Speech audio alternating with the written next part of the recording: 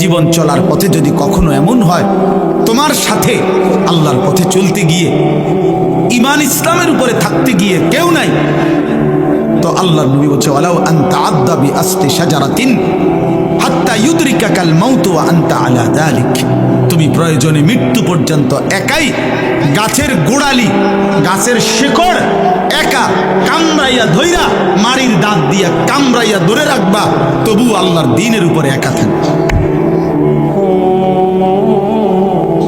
अगरचे बुत है जमात की आस्तीनों में मुझे है हुक्म खुदा ला इलाहा इल्लल्लाह।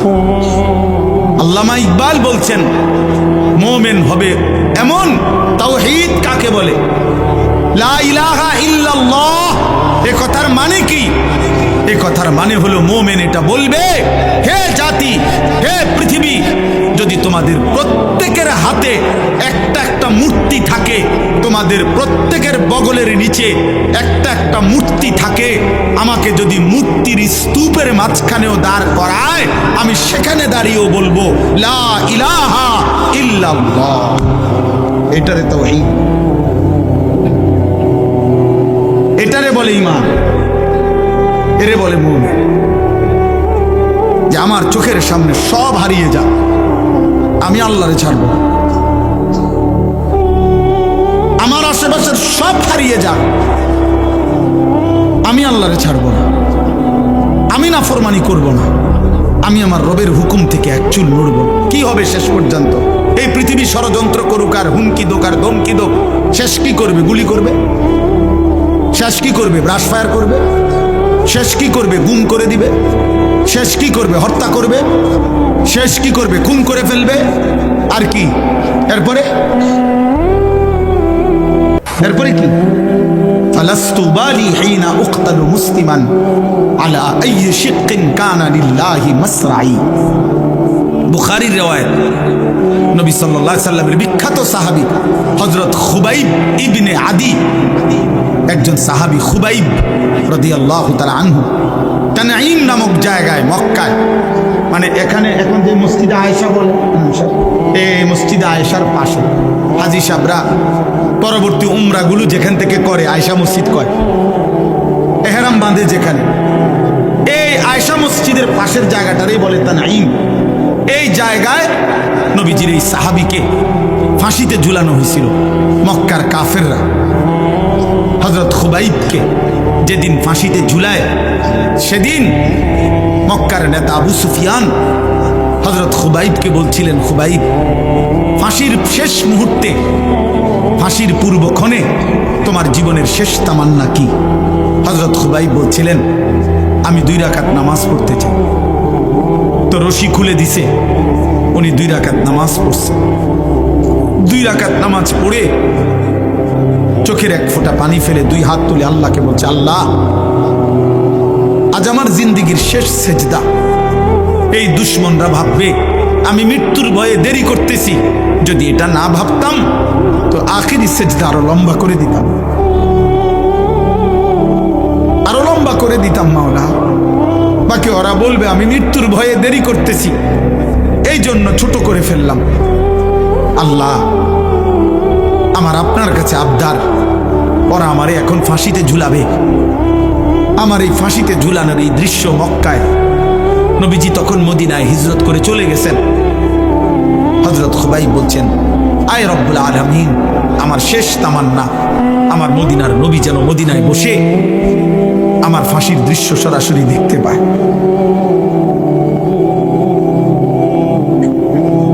তো মক্কার কুরাইশ আবু সুফিয়ান তখন বলছিল, খুবাইব, তোকে এখন আমরা হত্যা করে ছাগলের চামড়া যেভাবে ছিলে ফেলে, আমরা তোকে এইভাবে চামড়া খুলে ফেলবো, ছিলে ফেলবো। এই তখন তিনি একটা কথা বলছিলেন, শুধু এইটাই বুখারীতে আছে, ফালাস্তু বালি হিনা উকতালু মুসলিমান।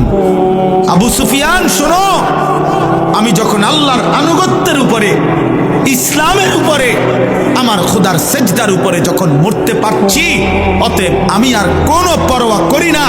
আলা আইয়ি শিক্কিন কানা লিল্লাহি মাসরাই, তোমরা আমারে যেদিকেই ফিরাইয়া ফাঁসি দাও, যেদিকেই টেনে হিসড়ে শেষ করো, আমার শরীর যা ইচ্ছা তাই করো, আমার কোনো অসুবিধা নাই।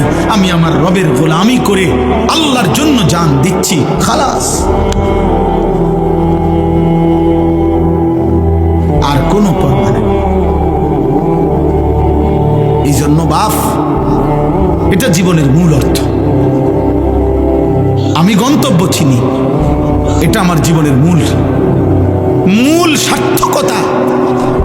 আমরা মুসলমান, এই পৃথিবীর সব আয়োজন ছিল, আছে, থাকবে। আমি থাকবো না, আমি থাকবো না। ক্ষমতার পালা বদল হবে, মানুষের জীবন মান উন্নয়ন হবে, অনেক কিছুই হবে, অনেক কিছুই হবে না। পৃথিবী অনেক কিছুই হবে, অনেক কিছুই হবে না। রোদ উঠবে, বৃষ্টি নামবে, সূর্য উঠবে, চাঁদ উঠবে, আলো আসবে, অন্ধকার আসবে, রাত হবে, দিন হবে, শনিবার রবিবার হবে, সপ্তাহ মাস হবে, মাস বছর হবে, 25 সাল 26 সাল হবে। কিন্তু একদিন আমি থাকবো না, একদিন আমি থাকবো না। আমার মৃত্যুর পরে পৃথিবীর সব মানুষ যদি আধুনিক হইয়া, উন্নয়ন হইয়া চাঁদের দেশেও চলে যায়, আমি তো নাই,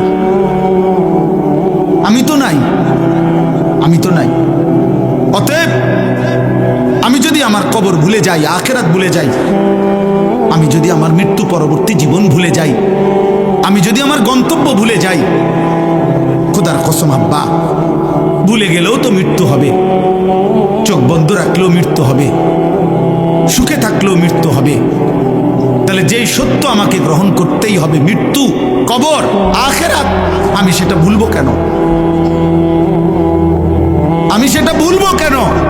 চোখ বন্ধ করলেই তো ঝড় থামে না। অতএব না বুঝলেই যে মৃত্যু হবে না এমন তো না। মনে করেন তুফান আসতেছে, ঝড় বৃষ্টি আসতেছে, এখন কেউ যদি চোখ বন্ধ করে বলে, কই না, আমি তো কিছু দেখি না, তুফানও হচ্ছে না, বৃষ্টিও হচ্ছে না, কিছুই হচ্ছে না। না রে আব্বা, সব হচ্ছে, তুমি ইচ্ছা করে চোখ বন্ধ করে রাখছো, তুমি চোখ বন্ধ করে রাখছো। না না না। অতএব আমি আপনাদের কাছে বললাম, আপনারা অনেক সময় মনে করেন আমরা হুজুররা শুধু আখিরাতের কথা বলি, কবরের কথা বলি, আসমানের উপরে আর মাটির নিচের কথা বলি। না রে বাপ, আনন্দর অযৌক্তিক, এইটা আমাদের কে বলছে? আপনি বলেন। একজন ডাক্তারকে কেন জিজ্ঞেস করেন না, আপনি দা জীবন এই প্যারাসিটামল লই এই তো ফুরা রইলেন, জীবনটা তো শেষ করে দিলেন। আপনি তো কোনোদিন একটা বিল্ডিং এর প্ল্যানিং দিলেন না, ইঞ্জিনিয়ার রে কেন বললেন না আজীবন এই ইট বালু সিমেন্ট নিয়ে পড়ে রইলেন? আপনি যে আর কোনোদিন একটা প্যারাসিটামল লিখলেন না। আমার এক পরিচিত লোক আছে, আমি দেখছি ওনারে, আমি মনে 2-4-5 বছর দেখছি ওনারে টানা। ওনার 2 হাতে 2টা মোবাইল, উনি এই জমির ব্যবসা করে, হাউজিং।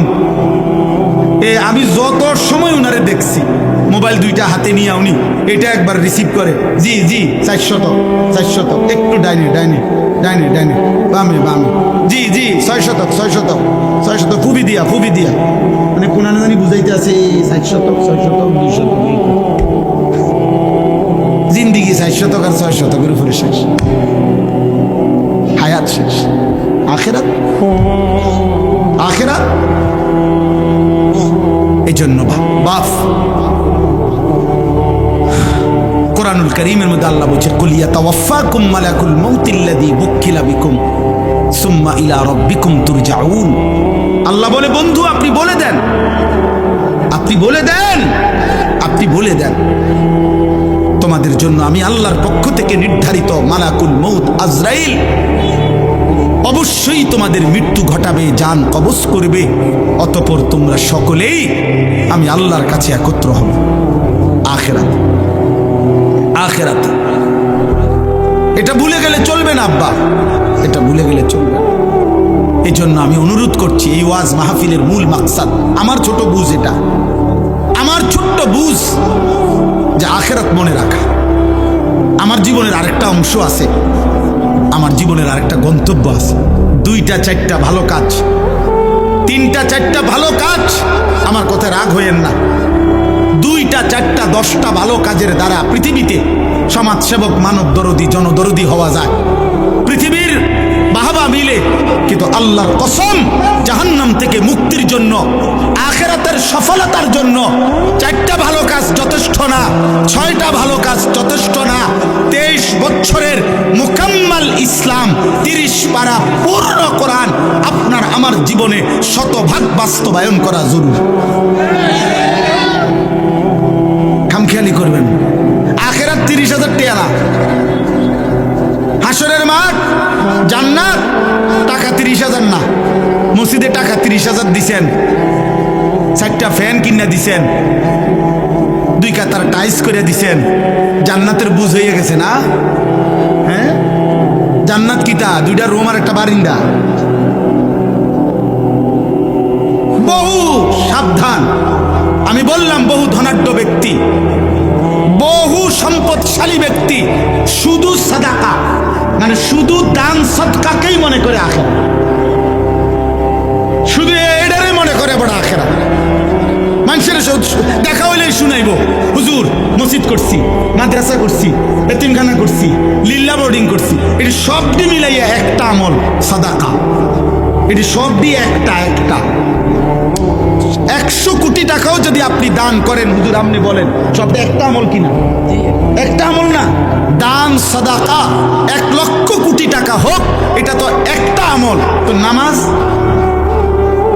রোজা, হজ, চরিত্রের পবিত্রতা, হালাল উপার্জন, আপনি তো মিশা কথা কন। আপনি তো 2 নম্বরই ব্যবসা করেন, আপনি তো লোন নিছেন 1 কোটি টাকা, 200 কোটি টাকা। কারে বুঝান সিটারি?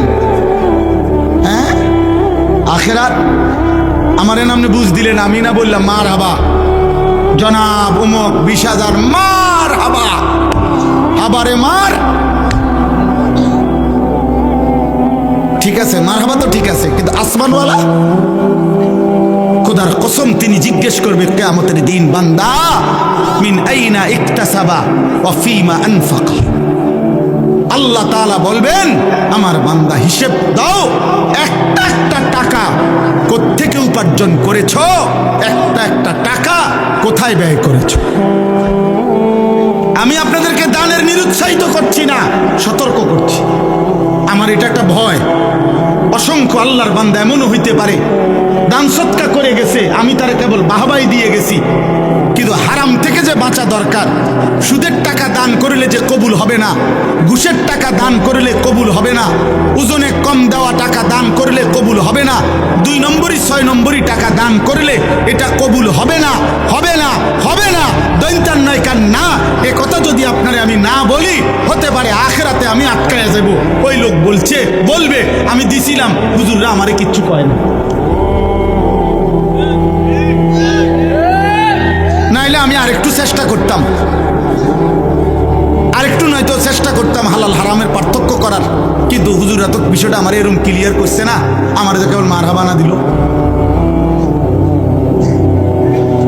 তখন কি হবে আব্বা? তখন তো আমি আটকায় যাব। আজকে মনে করেন এখানে যদি আমরা 500 লোক হই, আর এখন যদি 1 ঘন্টা সময় পার হয়, তো 500 ঘন্টা পার হইছে 500 জনের। এই 500 জনের 500 ঘন্টা আল্লাহর কসম, আল্লাহর পক্ষ থেকে আমার কাছে আমানত। আমাকে এর হিসাব দিতে হবে।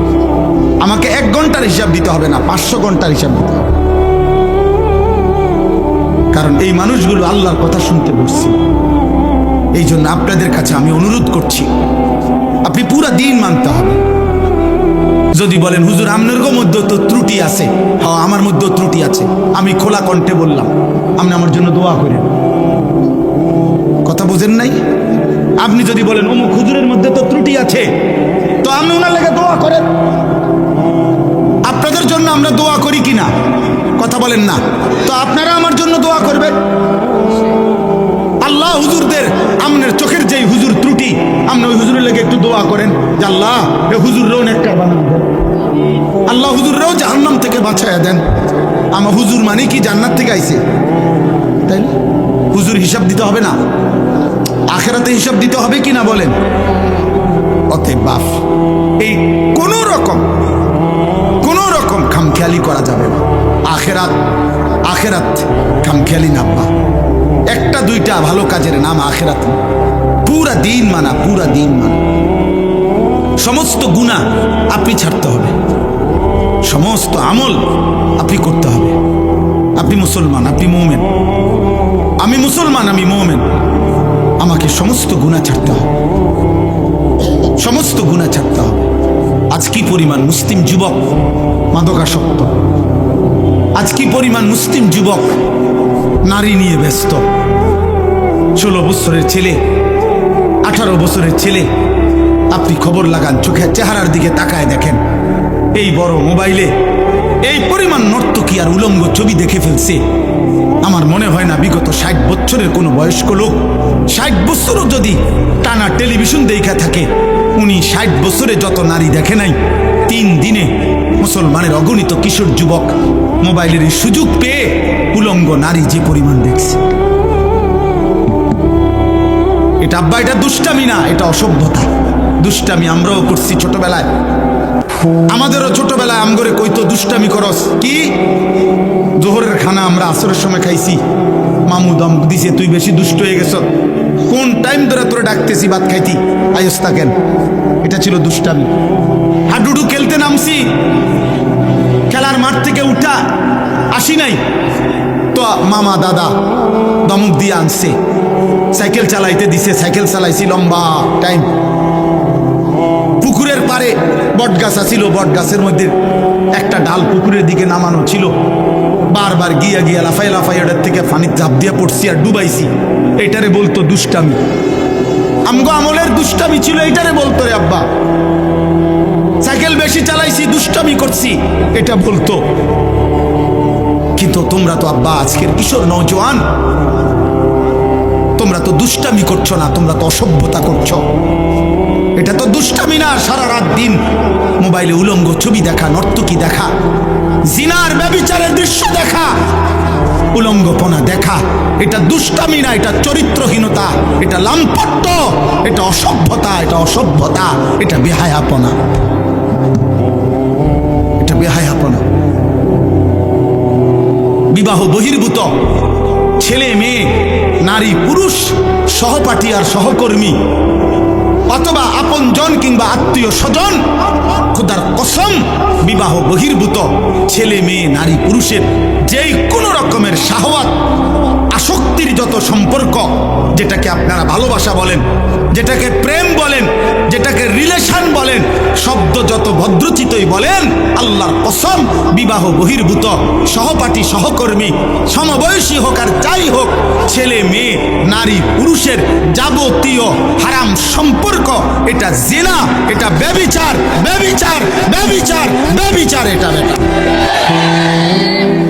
এটা জিনা। আপনি এটারে ভদ্রতার লেভেল লাগাইয়েন না।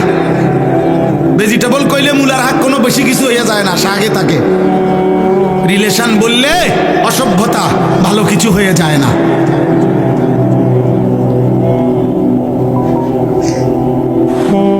অথবা এটা জরুরি। আমি হাদিস বলি, আল্লাহর নবী সাল্লাল্লাহু আলাইহি সাল্লাম বলছেন, মান জানা ওয়া শারিবাল খামরা নাযা আল্লাহু মিনহুল ঈমান কামা ইয়াখলাউল ইনসানু আল কাবিসা মিন রাসিহি। আত-তাফসীরুল মুনীর, আরবি ভাষার বিখ্যাত তাফসীর, নির্ভরযোগ্য হাদিস, এটা সনদ সহিহ। এটা আল্লাহর নবী সাল্লাল্লাহু আলাইহি সাল্লাম বলেছেন, আহা, যে ব্যক্তি ব্যভিচার করে, জিনা করে এবং মদ পান করে, নবীজি বলছেন আল্লাহ তাআলা তার দিল থেকে, তার কলিজা থেকে, তার অন্তর থেকে ঈমান এভাবে টেনে বের করে ফেলে, মানুষ তার গায়ের পোশাক দেহ থেকে যেমন খুলে ফেলে।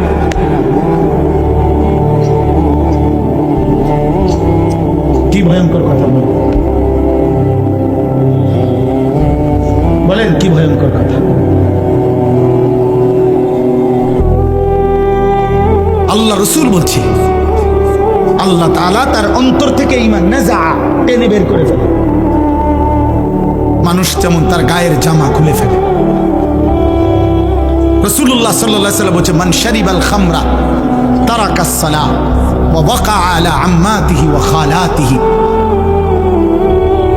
আল্লাহ, যে মদ পান করে, নেশাখোর, মদখোর, গাঁজাখোর, ফুট্টাখোর, বাবাখোর, ডালখোর, ইয়াবাখোর, হারামখোর, আল্লাহ রসুল বলছে তার নামাজ ছুটে যায়। সবচেয়ে জঘন্য কথা নবী বলছে এই মদখোর, নেশাখোর, নাফরমান অচিরেই তার আপনজন মামি, চাচি, ফুফি, খালা, চাচাতো, মামাতো, ফুফাতো, খালাতো বোন এমন নিকটাত্মীয়ের সাথে জিনা ব্যভিচার করতে উদ্যত হয়। এজন্য প্রত্যেক নেশাখোর ব্যভিচারী, প্রত্যেক ব্যভিচারী নেশাখোর। এই তিন জিনিস এক খতিয়ানে তিন দাগ। যেখানেই মদ সেখানেই নারী, সেখানেই গান বাদ্য। যেখানেই নারী সেখানেই মদ, সেখানেই গান। যেখানেই গান বাদ্য সেখানেই মদ, সেখানেই নারী। এই তিন জিনিস মদ, নারী, গান এক খতিয়ানে তিন দাগ।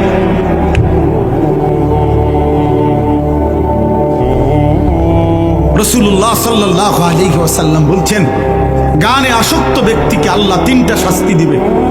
নবীজি স্পষ্ট বলছেন তিনটা শাস্তি আল্লাহ দিবে। এক নাম্বার, মাটি ধসিয়ে ধ্বংস করে দিবে। দুই, পাথরের বৃষ্টি বর্ষণ করে ধ্বংস করে দিবে। তিন, অথবা চেহারা বিকৃত করে মানুষের চেহারা পরিবর্তন করে জানোয়ারের আকৃতি বানায় ফেলবে। আজ না হোক কাল, রব্বে কাবার কসম, নবীর এই ভবিষ্যৎবাণী হবেই হবে। মুহাম্মদ আরবি সাল্লাল্লাহু আলাইহি সাল্লাম তার কোনো কথা ভুল হয় নাই, হবেই হবে। আজ না হোক কাল হবে। একদিন ঘুম ভেঙে দেখবে যুবক সারা রাত উলঙ্গ ছবি আর নারী আর গান বাদ্যের আসক্তিতে ছিল। কোন এক প্রজন্ম আইসা দেখবে হয়তো ঘুম থেকে জেগে মানুষের চেহারা কুকুর শুকরের চেহারা হয়ে গেছে।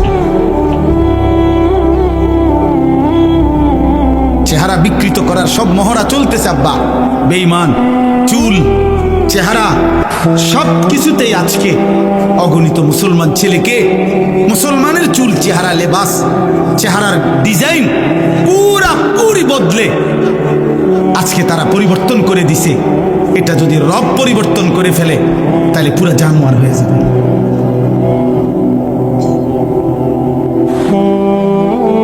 হ্যাঁ, এই জন্য আমি স্পষ্ট বললাম আখিরাতের জন্য সবগুলো গুনাহ ছেড়ে দিতে হবে।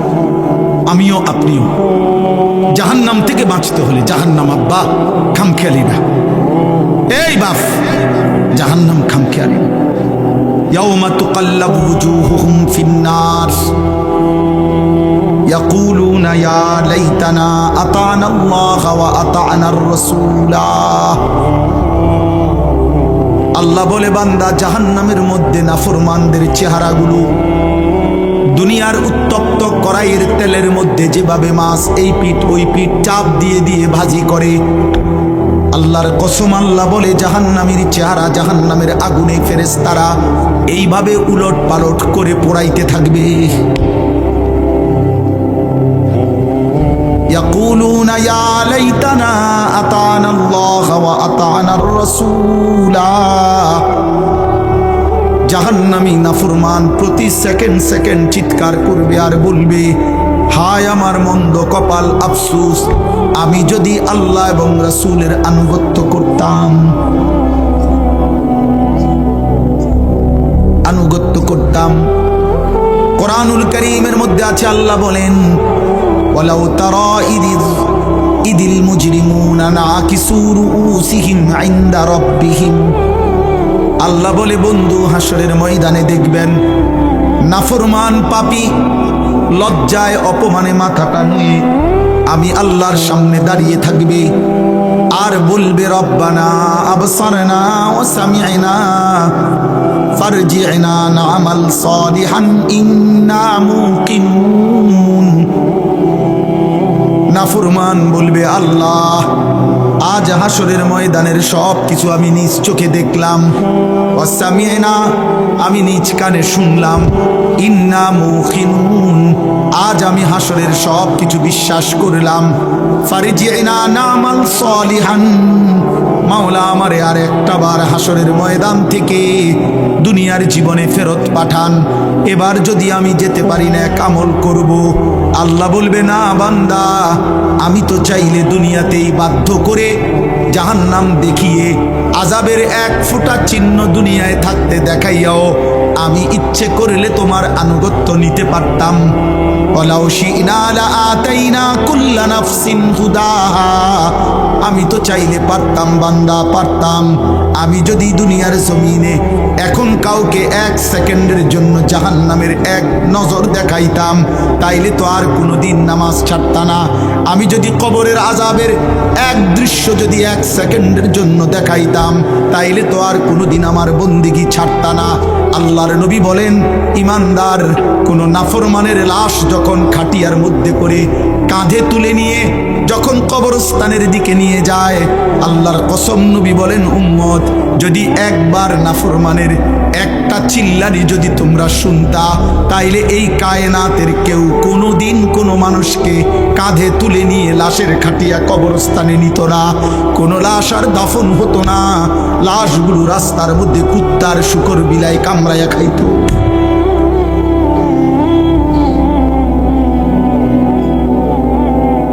হাদিস হাদিস আজদামি কথা না। আল্লাহ বলেন, আমি চাইলে পারতাম বান্দা, ওয়ালাউ শাআ রাব্বুকা লাআমানা মান ফিল আরদি কুল্লুহুম জামিআ আল্লাহ বলে, তোমার রব চাইলে তো সকলকেই ইমানদার বানাইতে পারতেন। ফালাউ শাআ লাহাদাকুম আজমাইন আল্লাহ চাইলে তো সকলকেই হেদায়েত দিতে পারতেন। পারতেন কিনা বলেন না? এখানে আমরা যারা বসছি আমাদের প্রত্যেককে দিয়ে সেজদা করাইতে আল্লাহর পক্ষে সম্ভব? বলেন না কেন? এই যুবক বলো না, পারতো পারতো।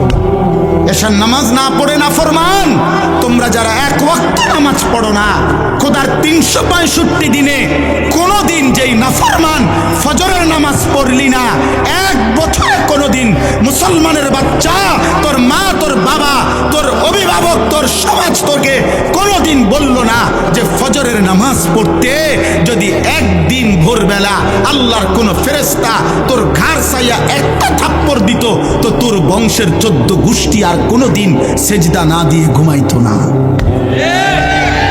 আল্লাহ চাইলে পারতেন, কিন্তু আল্লাহ বলেন, আমি চাইছিলাম বান্দা না দেখে, আমার রসুলের কথা শুনে, আমার কোরআনের কথা শুনে, আমার মনোনীত উলামা, কত ইমাম, কত খতিব, কত আলেম, কত বক্তা, কত ওয়ায়েস, কত পীর, কত বুজুর্গ, কত আউলিয়া, কত চিৎকার করছে রে বান্দা, কত কাঞ্জে তোর সামনে কতবার বলছে। সেদিন যদি তাদের কথা তুমি বিশ্বাস করে আমার গোলামি করতা, আজ আমি হাসরের ময়দানে নিজ হাতে জান্নাত তুলে দিতাম। তুমি কদর করলা না, তুমি কদর করলা না। অতএব আপনারা আলহামদুলিল্লাহ দুনিয়া খুব বুঝেন। দুনিয়া আমি আর নতুন করে বুঝানোর, ওই যে বললাম আগের কথাটা, মাটির তলের কথা আর আসমানের উপরের কথা, এইটা বুঝেন না লোক কম তো আব্বা। দুনিয়া বুঝানোর লোক আলহামদুলিল্লাহ প্রচুর আছে, প্রচুর আছে। এই আমি দেখছি আপনার খেতে যে কাম করে, কৃষি সবজি করে, আমার বাসার পাশেও এইখানে এই যে সবজি যারা করে, এগোরও আপনার দেখছি প্রাইভেট কার দিয়ে আইসা একেবারে স্যুট বুট পরা ভদ্রলোক, টাই ফরুন না, 4জন 6জন আইয়া বুঝা। আর আমি বুঝি, আবার আমি বুঝাইতাম যে ভাই আসেন আজকের মাহফিলে আমরা শুনি একটি অটো সুন্দরভাবে কিভাবে চালাইতে হবে। কথা কয় না মোফাজ্জল ভাই, এটা বুঝাইতে হবে কি, এটা কিটা বুঝা, অটো চালাইতে এটা বোঝানোর কি দরকার? ওইটির লগে 2 দিন আটলেই তো হয় না। দুনিয়াতে একেবারে সহজ, দুনিয়া একদম সহজ, দুনিয়া একদম সহজ। দুনিয়া, আরে ভাইয়া 200 কোটি মুসলমান যদি 400 কোটি হাত একত্র করেও 24 ঘন্টা দুনিয়া উপার্জনের জন্য চেষ্টা করে, আল্লাহর কসম কাফের বেঈমানদের সমপরিমাণ দুনিয়া ইমানদারের হবে না, হবে না, হবে না, হবে না। আল্লাহ দিবে না, আল্লাহ এটা ওয়াদা দিয়ে রাখছে, ওয়াদারনি ওয়াল মুকাদ্দিবিনা উলিন নামাতি ওয়া মাহিলহুম কালিলা।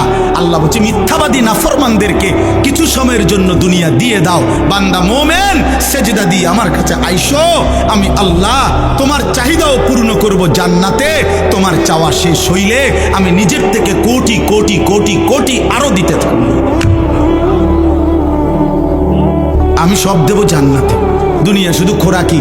ওই আমার বাসার রাজমিস্ত্রি কাজ করছে, ওর লগে চুক্তি হলো, সিস্টেম কইছে হে হুজুর ডেইলি 8 জন কাজ করব, কর্মচারী আমরা 600 টাকা করে ডেইলি হাজিরা দিয়ে যাবেন রোজ।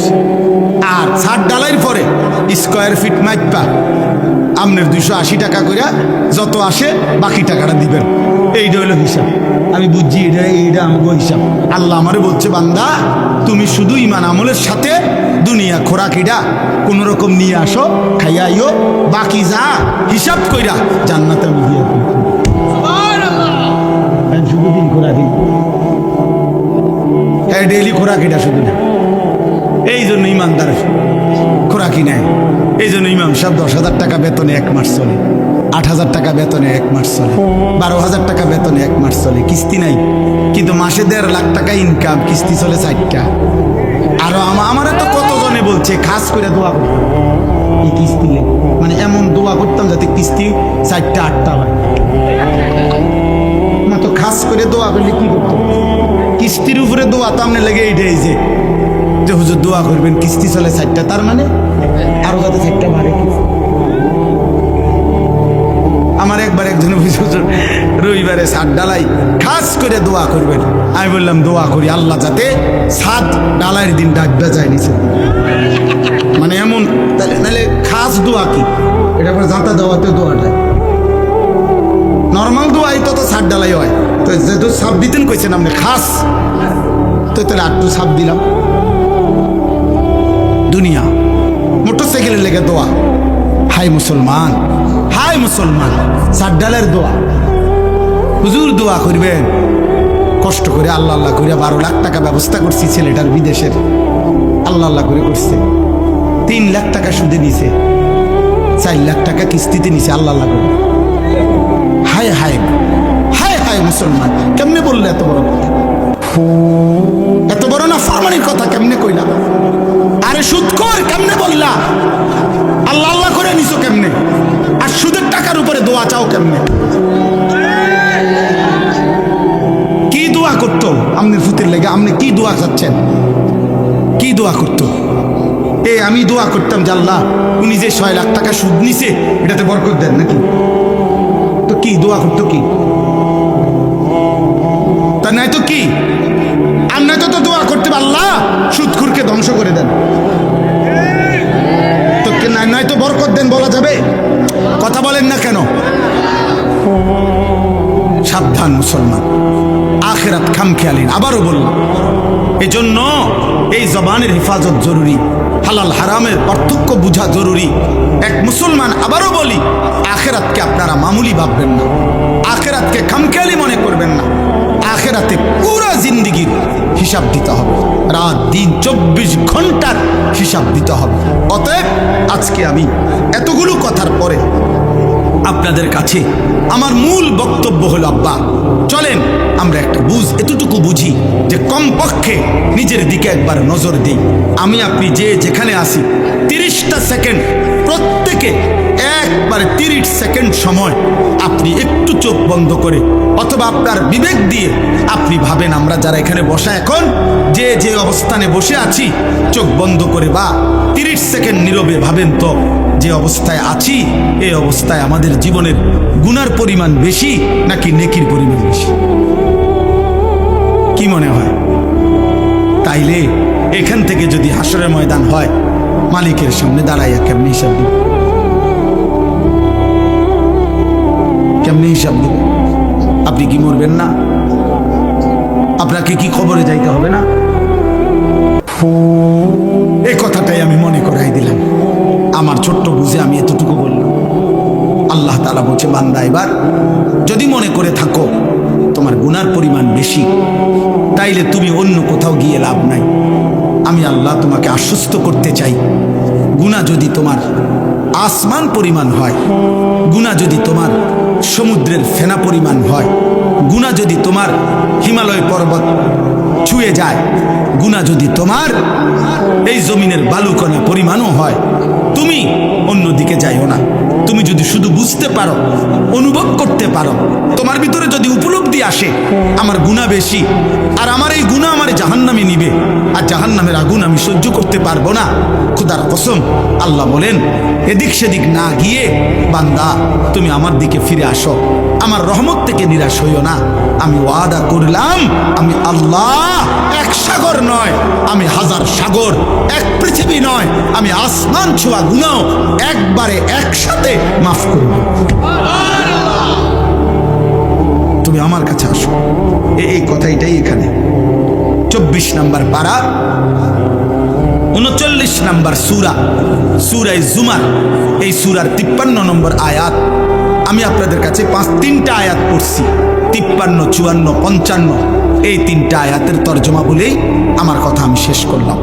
আল্লাহ তাআলা বলেন, কুল, হে নবী আপনি বলেন, ইয়া ইবাদিয়াল্লাযীনা আসরাফু আলা আনফুসিহিম, হে আমার বান্দারা তোমরা যারা নিজের উপরে গুনাহ করতে করতে সীমা অতিক্রম করে ফেলেছো, গুনার পাহাড় উঠায় ফেলছো, তোমরা নিজের উপরে যারা জুলুম করে ফেলেছো, তোমরা যারা জীবনটাকে শেষ তছনছ করে ফেলছো। হাদিসের মধ্যে, তাফসীরের মধ্যে আছে, নবীজির কাছে কয়েকজন লোক এসে বলছিল, হে মুহাম্মদ আমরা তোমার কালেমা গ্রহণ করতে চাই, কিন্তু তুমি কি জানো যে আমাদের গুনাহ কি পরিমাণ? আমাদের গুনাহ কি পরিমাণ? হয়তো তোমার আন্দাজও নাই। মুহাম্মদ আমরা শুধু শিরিক করেছি এমন না, আমরা মূর্তি পূজা করেছি এমন না। তাফসীরে কুরতুবীতে স্পষ্ট লিখছে, নবীজিকে তারা বলছে, হে মুহাম্মদ চুরি করছি কি পরিমাণ, হিসাব নাই। জিনা করেছি কি পরিমাণ, হিসাব নাই। মদ পান করেছি কি পরিমাণ, হিসাব নাই। খুন করছি কি পরিমাণ, হিসাব নাই। জীবনটা শেষ করে দিছি গুনায় গুনায়, আজ আর কোনো হিসাব করেও কুলাইতে পারবো না, এত বেশি পরিমাণ গুনাহ আমাদের। তো বলছে মুহাম্মদ তুমি যে বলছো আল্লাহ মাফ করে দিবে, কিন্তু মাফ তো করবে বুঝি, কিন্তু আমরা যে পরিমাণ গুনাহ করেছি আমাদের মনে হয় তোমার আল্লাহ এত বেশি পরিমাণ গুনাহ মাফ করবে না, গুনাহ যে আমাদের অনেক বেশি। তুমি আরেকবার তোমার আল্লাহকে জিজ্ঞেস করো, উনারে বলতে কও উনি আমগো কি পরিমাণ গুনাহ মাফ করে দিবে। মহান আল্লাহ পাক এই আয়াত তখন নাজলেন, বন্ধু ওদেরকে বলেন কুফর আমি মাফ করে দেব, শিরিক মাফ করে দেব, কবিরা গুনাহ মাফ করে দেব, সগীরা গুনাহ মাফ করে দেব, বিদআত মাফ করে দেব, মুনাফিকি মাফ করে দেব, সব মাফ করে দেব। ইন্নাহু হুয়াল গফুরুর রাহিম। কেন মাফ করব না? আমি আল্লাহ গফুর, ক্ষমাশীল, রাহিম, দয়াবান। এবার আল্লাহ বলে, বান্দা তবে শোনো, তাহলে যদি তুমি সিদ্ধান্ত নেও আমার কাছে আসবা, আমি মাফ করব, তা এখন কি করতে হবে তোমাকে? আল্লাহ বলেন তোমাকে 2টা কাজ করতে হবে। ওয়া আনিবু ইলা রাব্বিকুম, তোমাকে 1 নাম্বার ইরজিউ, আমার কাছে ফিরে আসতে হবে। তুবু, তওবা করতে হবে। 1 নাম্বার ইনাবাত, আই রুজু, আই তওবা, অর্থ হলো তুমি তওবা করো, তওবা করো, তওবা করো, তওবা করো। বান্দা আমার কাছে আসো, আমার কাছে তওবা করতে হবে। কি করতে হবে বলেন, সবাই বলেন না, কি করতে হবে? তওবা কিভাবে করে?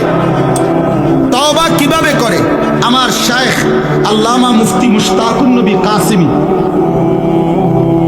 আমি একটা জিনিস দেখাই দিই।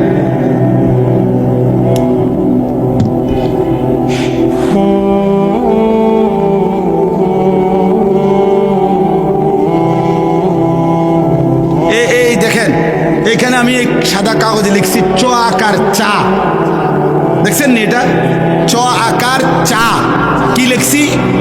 তাহলে এটাই তো চা, ঠিক না? না না, এটা চায়ের শব্দ, এটা চায়ের শব্দ। সাফাতা, চিনি, পানি, এই 3 জিনিস একত্র হইয়া যেটা হয় এটার কয় চা। অতএব তওবা, তওবা, তওবা তওবা, এইটা আমনে কইলেন, এটা তওবা না। তিন জিনিস একত্র হইলে সেটাকে বলে তওবা। এক নাম্বার, কুফর হোক, শিরিক হোক, কবিরা হোক, বিদআত হোক, নিফাক হোক, যত গুনাহ আমার হচ্ছিল করছিলাম সব ছেড়ে দেওয়া। দুই, আর করবে না এ কথার চূড়ান্ত ওয়াদা দেওয়া। তিন, লজ্জিত এবং অনুতপ্ত হয়ে মাফ চাওয়া। আল্লাহ বলেন, তুমি বান্দা তিনটা বলো, আল্লাহ আমি গুনাহ ছেড়ে দিলাম, আল্লাহ আমি আর করব না ওয়াদা দিলাম, আল্লাহ আমি লজ্জিত মাফ চাইলাম। আল্লাহ বলে, বান্দা এ তিন জিনিস দুনিয়াবাসীরে শুনাইলে হবে না।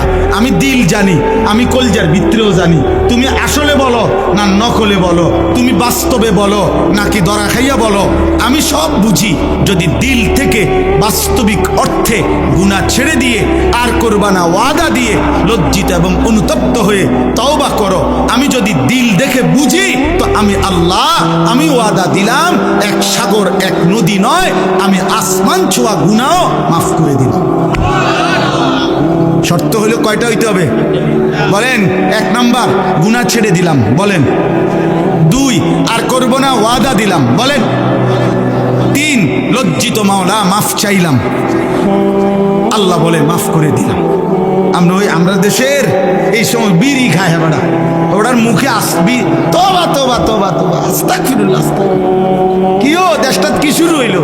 এই আপনি যেটি খাইতে আছেন এটি শুরু হয়েছে, আর ওরা তবা করে।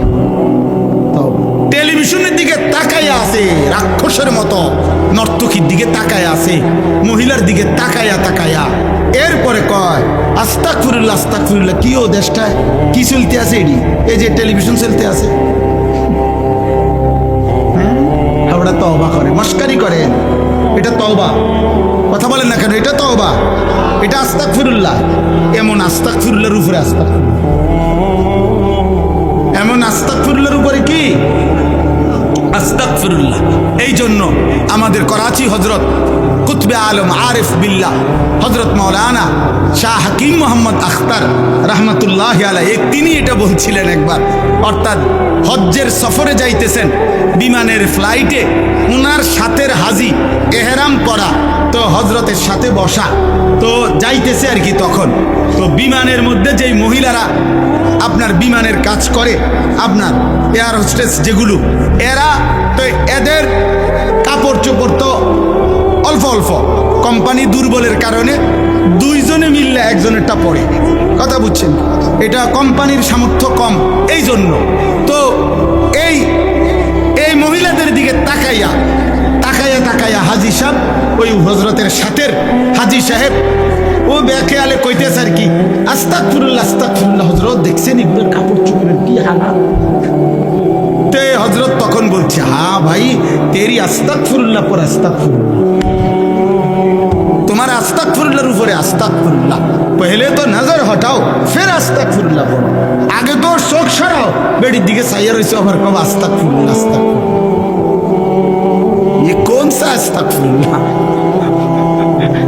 এটা কিসের আস্তাগফিরুল্লাহ? এটা নিয়ে আস্তাগফিরুল্লাহ।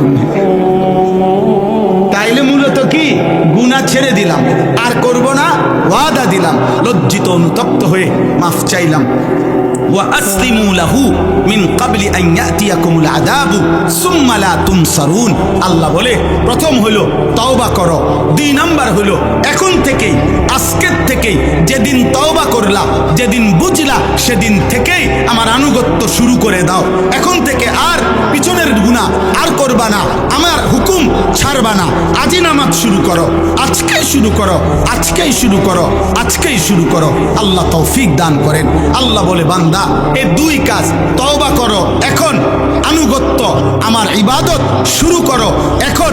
মৃত্যু আসার আগে আগেই, মৃত্যু আসলে আর তোমাকে সাহায্য করা হবে না, আর সাহায্য করা হবে না। তৃতীয় আয়াতে আল্লাহ বলেন, ওয়াত্তাবিউ আহসানা মা উনজিলা ইলাইকুম মির রাব্বিকুম মিন ক্বাবলি আন ইয়াতিয়াকুমুল আযাবু বাগতাতাও ওয়া আনতুম লা তাশউরুন।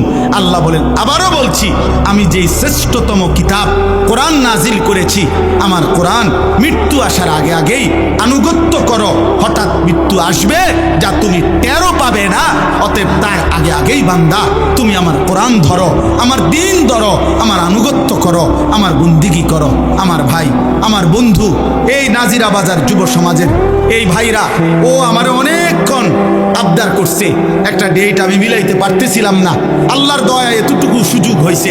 আমার অনেক প্রিয় ভাই মাওলানা আমাদের মুফাজ্জল ভাই, প্রিয় ভাই বলছেন, এই জন্য আমি একটুকু সময় আপনাদের কাছে বললাম। ইনশাআল্লাহ আরো হযরত উলামায়ে কেরাম ধারাবাহিক আপনাদের মাঝে বয়ান করবেন। উঠাউঠি না করে আপনারা আর একটু বসেন, একসাথে মোহতারাম মেহমানদের কথা শুনে, আলেমদের আরো বয়ান শুনে এরপরে যাবেন। আর আমাদের অসংখ্য মানুষ আছে আমরা এমন, আলহামদুলিল্লাহ অনেক ভালো কাজ করি আমরা, পরোপকার, মানবতার কল্যাণ, কিন্তু এক্ষেত্রে এটা খুব মনে রাখতে হবে, কোরআনুল কারীমের মধ্যে আল্লাহ তাআলা ভীষণ গুরুত্ব দিয়েছেন যে হে ঈমানদার, তোমার প্রথম দায়িত্ব তোমার নিজের ঈমান আমল হেফাজত করো। ইয়া আইয়ুহাল্লাযীনা আমানু আলাইকুম আনফুসাকুম, কোরআনুল কারীমের সূরা মাঈদার আয়াত। হে ঈমানদারগণ, তোমরা প্রত্যেকেই নিজেকে আঁকড়িয়ে ধরো। আল্লাহ বলছেন আলাইকুম আনফুসাকুম, আত্মগঠন, আত্ম উন্নয়ন, আত্মশুদ্ধি, নিজের জীবন, নিজের আখলাক, নিজের ঈমান, নিজের আখিরাত, নিজের চলাফেরা, উঠা বসা আল্লাহ তাআলার হুকুম অনুপাতে গড়ে তোলা, এটা আমাদের প্রত্যেকের উপরে জরুরি, ভীষণ জরুরি।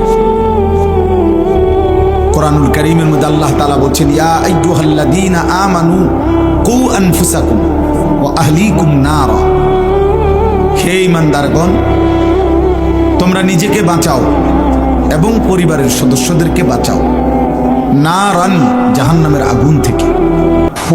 তাহলে আলাদা করে বলছে নিজেকে বাঁচাও এবং পরিবারের সদস্যদেরকে বাঁচাও। তোমরা সকলে বাঁচো একসাথেও বলতে পারতেন, কিন্তু আল্লাহ তাআলা বুঝাইছেন আলাদা করে। উদ্দেশ্য কি? উদ্দেশ্য হলো জীবন চলার পথে কখনো যদি এমনও হয় স্ত্রী, পুত্র, পরিজন কেউ আল্লাহর পথে নাই, তবুও তুমি একা হলেও নিজেকে বাঁচাও। এই ক্ষেত্রেও এই কথা বলার সুযোগ নাই যে আল্লাহ আমি কি করবো, আমার পরিবার, আমার সমাজ, আমার ঘর সংসার কারোর সাথে আমি আর পারি নাই, এই কারণে আমি আপনার হুকুম মানতে পারি নাই। আল্লাহর কসম, এই কথা বললে আখিরাতে মুক্তি হবে। কোরআনুল কারীমের মধ্যে আছে সূরা নিসার মধ্যে ফাকাতিল ফি সাবিলিল্লাহ লা তুকাল্লাফু ইল্লা নাফসাকা ওয়া হাররিদিল মুমিনিন। আমি সবাইকে অনুরোধ করছি আপনি বুঝতে চেষ্টা করেন। ব্যক্তিগতভাবে বাপ, আমি আল্লাহর কথা এই জন্য শুধু বলতে চাই যে আমিও যেন বুঝি, আপনিও যেন বোঝেন, আমল করেন। কোনো পরিচিতি, সুখ্যাতি, জনপ্রিয়তা ব্যক্তিগতভাবে এটা আমার তেমন কোনো দরকার নেই। আমি কোনো প্রার্থীও না, আমার কোনো পদ পদবিও নাই, আমি কোনো মার্কাও পক্ষেও না বিপক্ষেও না, এটা বুঝিও না, আমার কোনো মার্কাও নাই। আপনি যদি মনে করেন তো আপনি কি, আমি এই যেরুম আছি এরকম। এই জন্য আমার অনুরোধ, আমার উদ্দেশ্য একটাই, আমরা যেন প্রত্যেকে এতটুকু বুঝি যে আমার আখিরাত আছে। আজ এখানেই আমার সব আয়োজন শেষ না, আমাকে এরপরে কোথাও যেতে হবে। আখিরাত ভুলে গেলে, মৃত্যু পরবর্তী জীবন ভুলে গেলে খোদার কসম সেটা জীবন হয় না। আল্লাহর সাথে যার বাঁধন ছুটে যায়, রবের সাথে যার সুতা ছিঁড়ে যায়, সে আর মানুষ থাকে না। মানুষ থাকে, জীবনের অর্থ যার কাছে শুধুই মনের চাহিদা পূরণ করে, মানুষ বলেন আমি হালাল হারাম বুঝি না, জায়েজ না জায়েজ বুঝি না, আমি বুঝি আমার মনে যা চায় তা পূরণ হইতে হবে, এইটা যার জীবনের অর্থ পরে মানুষ বলেন, ওকে বলে জানোয়ার, চতুষ্পদ জন্তু। কোরআন এমন ব্যক্তিকে চতুষ্পদ জন্তু বলছে। কোরআনুল কারীমের সূরা আরাফের মধ্যে কথা স্পষ্ট আয়াত, ওয়াত্তাবা হাওয়াহু ফামাসালুহু কামাসালিল কালব। কোরআন শরীফে আল্লাহ বলছেন, যে তার মনের চাহিদার কেবল অনুসরণ করে, আল্লাহর বিধান হালাল হারাম, উচিত অনুচিত, জায়েজ না জায়েজের পার্থক্য যে করে না। আমার 12 লাখ টাকা দরকার, অতএব আমি 6 লাখ টাকা নিলাম জমি বেচা, 6 লাখ টাকা নিলাম সুদে কিস্তিতে, 12 লাখ টাকার চাহিদা পূর্ণ হয়েছে। হালাল হারাম আমি বুঝি না, আমার টাকা দরকার। আমার নারী দেখা দরকার, আমার লজ্জাস্থানের চাহিদা, অতএব আমি মোবাইলে নর্তকী ছবি, উলঙ্গ দৃশ্য, জিনা, ব্যভিচার, নাটক, সিনেমার নায়িকা, রাস্তার বেহায়া নারী, যা পাই আমি সব দেখলাম, কারণ আমার কাছে কোনো হালাল হারাম পার্থক্য নাই। আমার চাহিদা পূরণ হওয়া, এটা হলো আমার মাকসাদ। আল্লাহর কসমের মানুষ বলেন, একে মানুষ বলে না। কোরআনুল কারীমে আল্লাহ বলছে, ওয়াত্তাবা হাওয়াহু ফামাসালুহু কামাসালিল কালব। জীবন যার কাছে শুধু চাহিদা পূরণ, তার উদাহরণ কুকুরের মতো। কামাসালিল কালব, ওই জীবন কুত্তার জীবন, ওই জিন্দেগি কুত্তার জিন্দেগি, কুকুরের জীবন। সরাসরি কোরআন শরীফের আয়াত। অতএব জীবন যার কাছে শুধু চাহিদা পূরণ, সে ইনসান না, সে মানুষ। আল্লাহ তাআলা প্রয়োজন পরিমাণ আকল, বুদ্ধি, বিবেচনা, প্রয়োজন পরিমাণ প্রত্যেক জীব প্রাণীকে আল্লাহ দিয়েছে। আতা কুল্লা শাইইন খালকাহু সুম্মা হাদা, এটা কোরআনের আয়াত। প্রত্যেককেই দিয়েছেন। একটা কুকুর লাঠি আলগি দিলে হে কেমনে বুঝলো, হে দৌড় দিল কা? সে এটা বুঝলো কেমনে যে এই লাঠিটা আলগি দিলে, এটা দিয়ে বাড়ি দিলে আমার ক্ষতি হবে, তাহলে হে দৌড় দিল কা? বুঝা গেল এটুকু বুঝ আল্লাহ তাআলা তাকে দিয়েছেন। অতএব প্রয়োজন পরিমাণ আকল আল্লাহ তাআলা প্রত্যেককে দিয়েছেন, কিন্তু পূর্ণ আকলে তাম, পূর্ণ আকল, বুদ্ধি, বিবেচনা আল্লাহ তাআলা মানুষকে দিয়েছেন। সেটা কেন? শুধুমাত্র আত্মরক্ষা আর শুধু ভাত মাছের চাহিদা পূরণ, এটার জন্য না। এতটুকু যদি হয় তো একটু ও গরু, ছাগল, কুকুর, বিড়াল রে যেদূর দিছে বুদ্ধি বিবেচনা, এদূরে শান্তি। এদূর বুদ্ধি বিবেচনা নিয়ে তো গরু, ছাগলও, কুকুর, বিড়ালও তো দুনিয়া ভোগ করে, খায়, ঘুমায়, পেশাব পায়খানা করে, লজ্জাস্থানের চাহিদা পূরণ করে। নাই তো কুকুরের বাচ্চা হয় কেমনে, ছাগলের বাচ্চা হয় কেমনে? দোস্ত, এটা বোঝা উচিত, এটা ভীষণ বোঝা উচিত। এদূর আকল এ তো জানোয়ারেরও আছে, শুধু চাহিদা পূরণের জন্য যেটুকু দরকার। তাহলে আমি আপনি মানুষকে আল্লাহ তাআলা আকলে তাম, পূর্ণ আকল কেন দিলেন? তাই ভিন্ন কিছুর জন্য। শুধু ভাতের চাহিদা, খাবারের চাহিদা, পেটের চাহিদা, শুধু ঘুম, শুধু উপার্জন, শুধু লজ্জাস্থানের চাহিদা পূরণ, এটুকু যার মাকসাদ, উদ্দেশ্য, ও মানুষ না হলেও চলতো, ও মানুষ না হলেও চলতো। এটুকুর জন্য মানুষের আকল দেওয়া দরকার ছিল না। জানোয়ারের বুদ্ধি বিবেচনা যেদূর, এদূর দিলেই সার্থ। এই জন্য বাপ, এটা বোঝা উচিত। কোরআন আপনাকে এটা বুঝাইতে চাইছে। এই জন্য কোরআনুল কারীম আল্লাহ বলছে, ফাতাবিরু ইয়া উলিল আবসার, হে চোখওয়ালা বান্দা তুমি ভাবো। ফাতাবিরু ইয়া উলিল আলবাব, হে বুদ্ধি বিবেচনা সম্পূর্ণ বান্দা ভাবো। ফাতাবিরু, আল্লাহ তাআলা বলছে, ইন্নামা ইয়াতাযাক্কারু উলুল আলবাব, বুদ্ধি বিবেচনা সম্পূর্ণ বান্দা আমি আল্লাহর কথা থেকে উপদেশ গ্রহণ করবে। আল্লাহ কোরআনুল কারীমের মধ্যে বলছে, আমি কোরআনের এই কথাগুলো কেন দিলাম? লাআল্লাকুম তাযাক্কারুন, যেন তোমরা উপদেশ গ্রহণ করতে পারো। লাআল্লাহুম ইয়াতাফাক্কারুন, যেন আমার বান্দারা ভাবতে পারে, ফিকির করতে পারে। তাত্তাকুন, যেন আমার বান্দারা আমি আল্লাহকে ভয় করতে পারে। লাআল্লাকুম তাত্তাকুন, যেন তোমরা নিজেকে মুত্তাকি বানাইতে পারো। আল্লাহ বলছেন এটা, লাকাদ কানা ফি কাসাসিহিম ইবরাতুল লিউলিল আলবাব। আল্লাহ বলছে, বান্দা, কোরআনুল কারীমে আমি বহু জাতি, ব্যক্তি, সম্প্রদায়ের অনুগত অবাধ্য ঘটনা, অনুগত জাতির ঘটনাও বলছি, নাফরমান জাতির ঘটনাও বলেছি, অনুগত বান্দার ঘটনাও বলেছি, অবাধ্য বান্দার ঘটনাও বলেছি। এই কোরআনে আমি মূসার কথাও বলছি, ফেরাউনের কথাও বলছি। এই কোরআনে আমি ইব্রাহিমের কথাও বলেছি, নমরুদের কথাও বলেছি। এই কোরআনে আমি আসহাবে কাহাফের ইমানদার যুবকের ঘটনাও শুনাইছি। আবার আবার কওমে নূহ, কওমে লূত, নাফরমান জাতির ঘটনাও শুনাইছি। কেন? তোমার বিকাল বেলার অবসর টাইম পার করার জন্য, তোমার বিনোদনের জন্য না। আল্লাহ বলেন ইবরাতুন, উপদেশ গ্রহণের জন্য, উপদেশ গ্রহণের জন্য ইবরত। অতএব দোস্ত আমার, বন্ধু আমার, আমি শুধু এতটুকু ভাবনা নিয়েই আসছি আপনাদের কাছে, আমরা যেন প্রত্যেকেই আত্ম উপলব্ধি, আত্মগঠন, আত্মশুদ্ধি, এটুকু যেন আমাদের মধ্যে তৈরি হয়। আলাইকুম আনফুসাকুম, কু আনফুসাকুম।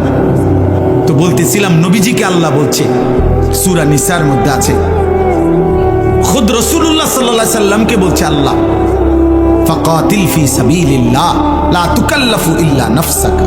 হে নবী আমার, বন্ধু আমার, জীবন চলার পথে, যুদ্ধের ময়দানে আপনার সাথে যদি কেউ না থাকে, আপনি একাই যুদ্ধ করেন। লা তুকাল্লাফু ইল্লা নাফসাকা। আল্লাহ বলে, বন্ধু মনে রাখবেন, শেষ পর্যন্ত আপনি রাসূল হওয়ার পরেও এই পৃথিবীর কারো ব্যাপারে আপনি যদি কোনো জবাবদিহিতা না করতে হয়, কিন্তু আপনার নিজের হিসাব, নিজের জবাবদিহিতা, এটা কিন্তু আপনাকে করতে হবে। একা একা, ইল্লা নাফসাকা, আপনি আপনার ইমান আমলের হিসাব দিতে হবে, ইমান আমলের হিসাব দিতে হবে। খুদ রাসূল সাল্লাল্লাহু আলাইহি সাল্লামকে আল্লাহ বলছেন, লা তুকাল্লাফু ইল্লা নাফসাক ওয়া হাররিদিল মুমিনিন। মুমিনদেরকে আপনি আল্লাহর পথে উৎসাহিত করতে থাকুন, বলতে থাকুন, কিন্তু আপনার নিজের ব্যাপারে শতভাগ যত্নবান থাকুন। কোরআনুল কারীমের মধ্যে আল্লাহ নবীজিকে ডাইরেক্ট বলছে, লা ইন আশরাকতা লা ইয়াহবাতান্না আমালুক। বন্ধু, আপনাকে বললাম, আপনাকে একা বলছি, এক যাররা শিরিক আপনার মধ্যে মাধ্যমে, আপনার দ্বারা যদি প্রকাশ পায়, আমি আল্লাহ আপনার পুরা জিন্দেগীর সমস্ত বন্দিগি আমল একসাথে শেষ করে দেব। এক সুতা শিরিক যদি আপনি করেন, দোস্ত, এই মোবাইল হাতে ধরা শুনলে 100 বছরও তুমি কিছু বুঝতা না। এই জীবন অপদার্থ, জীবন অপদার্থই থাকবে। বুঝছো বাংলা কথা? বাংলা কথা বুঝো না ইংরেজি কম?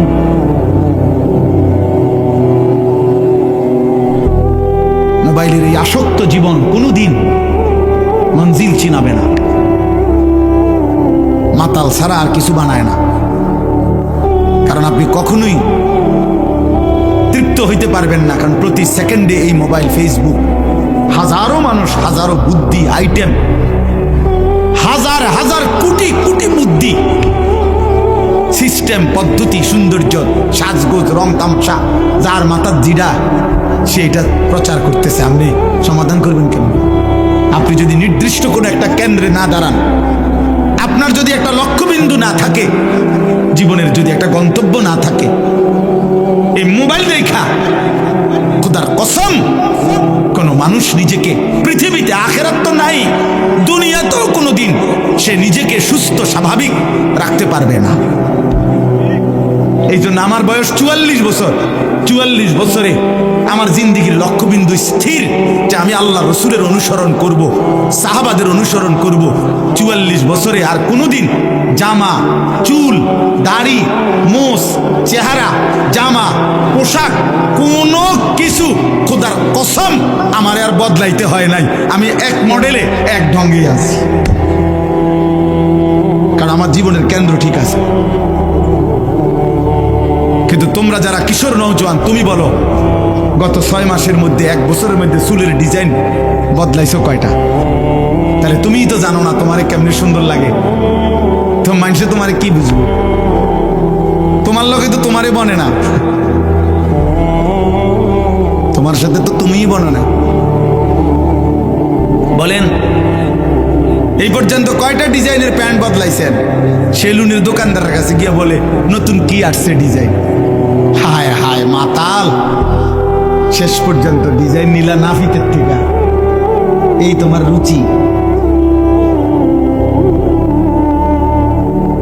ডিজাইন নিলা নাফিতের থেকে।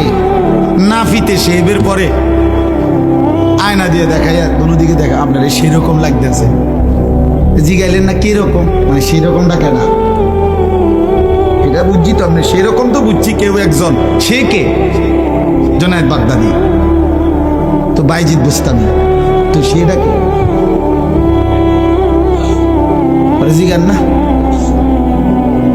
কিশোর ভাই, যুবক ভাই, তোমার সমবয়সী যে তোমারে বললো দোস্ত তোর সেরকম লাগে, তেহরে জিগান না দোস্ত সেরকমটা কি, সেটাকে তুমি তার কলজাটা খুললে যদি রিপোর্ট আইয়ে দেখবা, সে বলতে সে তোমারে বুঝাইছে দোস্ত তোমারে ফুটটা খোরের মতো লাগে,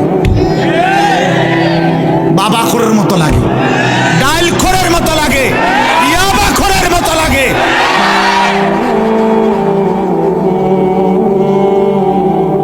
হ্যাঁ হ্যাঁ, এটাই সত্য বেটা, এটাই সত্য। নাহলে কলজা ছিঁড়া তারে কইতে কও যে তুই আল্লাহরে সাক্ষী রেখা পশ্চিম দিকে ফিরা কও, সেরকম বলতে তুই আমার কার বুঝেছ না? হে কোক, হে কইব জুনায়েদ বাগদাদি, কি আনোয়ার ভাই হে কইব? জীবনও বলবে না, জীবনও বলবে না বেটা। এই জন্য ভাইয়া জীবনের একটা কেন্দ্রবিন্দু থাকতে হয়, লক্ষ্যবিন্দু থাকতে হয়, মঞ্জিল চিনতে হয়।